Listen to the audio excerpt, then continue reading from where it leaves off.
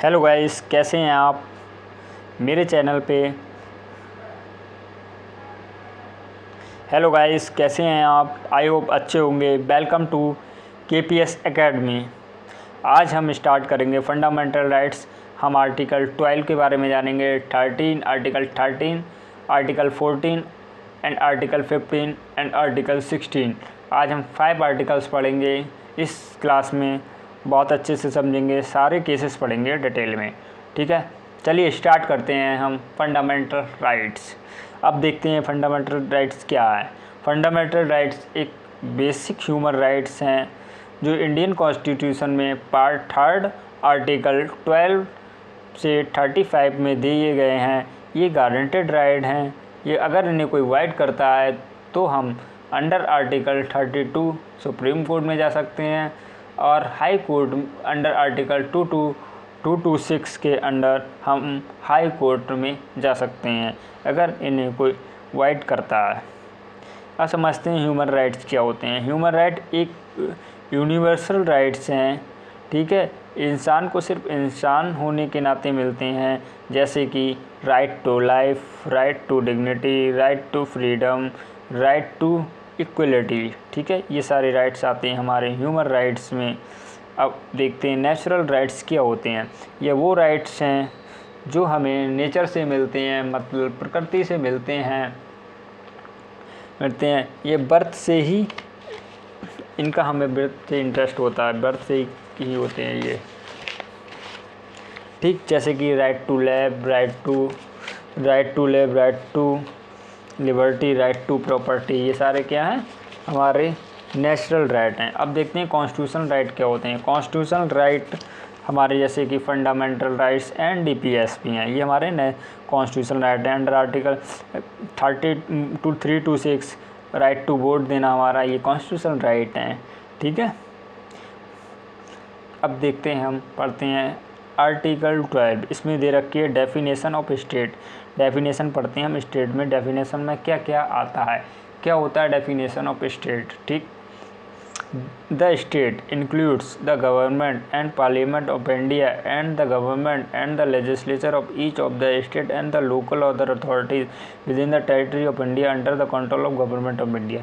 ये बोल रहा है state include government and parliament, मतलब पार्लियामेंट हमारी हो गई, गवर्नमेंट हो गई, and government of each state की हर एक गवर्नमेंट होती है जो लेजिस्लेचर। ठीक है, जैसे कि यूपी, बिहार, मतलब जितनी भी स्टेट हैं सारी लेजिस्लेचर एंड लोकल अथॉरिटी जैसे कि म्यूनिसिपैलिटीज़, ठीक है, डिस्ट्रिक्ट बोर्ड, वो सारा हमारा under article 12 definition of state में आता है। अब देखते हैं स्टेट बोलते किसे हैं। ठीक, यूनियन गवर्नमेंट जैसे कि एग्जीक्यूटिव पार्लियामेंट, स्टेट गवर्नमेंट मतलब executive state legislature, local authority panchayat, municipality, district boards. अब समझते हैं हम अदर अथॉरिटीज़ क्या दे रखा है, उसमें डिफाइन नहीं कर रखा है, पर देखते हैं अदर अथॉरिटीज़ में जैसे बहुत सारे जजमेंट आए थे। अब देखते हैं अदर अथॉरिटीज़ क्या होता है, क्या बोलते हैं अदर अथॉरिटीज़ पे। अब इसमें कहा गया है वो इंस्टीट्यूशन जो गवर्नमेंट के अंडर काम कर रहे हों या पब्लिक फंक्शन को निभाते हों, जैसे कि एग्जांपल में मैं समझाता हूँ आपको। LIC, electricity board, airport authority. अब समझते हैं पब्लिक फंक्शन क्या होता है, व्हाट इज़ पब्लिक फंक्शन। अब समझते हैं पब्लिक फंक्शन, जो भी ऑर्गेनाइजेशन या अथॉरिटी सरकार के काम या सरकारी पावर एक्सरसाइज कर रही हो उसको हम बोलते हैं पब्लिक फंक्शन। ठीक, सेकंड केस आया था हमारा RDCDBS इंटरनेशनल एयरपोर्ट अथॉरिटी 1979। इसमें बोला था पब्लिक फंक्शन करने वाली बॉडीज़ सब स्टेट का पार्ट हैं।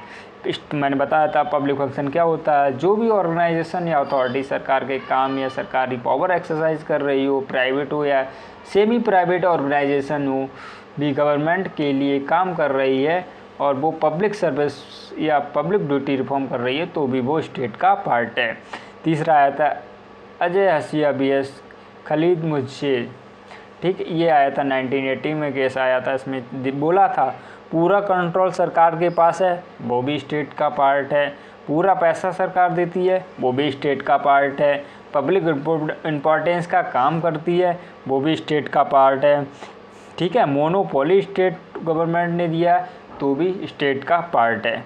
अब समझते हैं जुडिशरी स्टेट है या नहीं है। अब इसमें क्या बोला गया है, जुडिशरी अगर फंक्शन न्याय करते समय जुडिशरी स्टेट का पार्ट नहीं है, पर लेकिन एडमिनिस्ट्रेशन मैटर वो अपॉइंटमेंट सर्विस रूल्स स्टेटस माना जाएगा, वो सारा स्टेट का पार्ट है। जितना भी पेपर वर्क मैनेजमेंट कर रहा है वो सारा स्टेट का पार्ट है। ठीक है, अब देखते हैं आर्टिकल 13 में क्या दे रखा है। आर्टिकल 13 पढ़ते हैं। आर्टिकल 13 में दे रखा है लॉ इनकंसिस्टेंट विद और इन डिरोगेशन ऑफ फंडामेंटल राइट। इसमें बोला गया है कोई भी कानून जो फंडामेंटल राइट को तोड़ेगा या कम करेगा वह वॉइड हो जाएगा। कोई भी कानून मतलब कोई भी लॉ जो फंडामेंटल राइट को ब्रेक करेगा या रिड्यूस करेगा तो वो वॉइड होगा, वह वॉइड हो जाएगा। अब देखते हैं आर्टिकल 13 क्लॉज 1 में क्या दे रखा है। संविधान लागू होने से पहले 26 जनवरी 1950 से पहले बने सभी कानून जो फंडामेंटल राइट के खिलाफ जाएंगे वो वॉइड माने जाएंगे।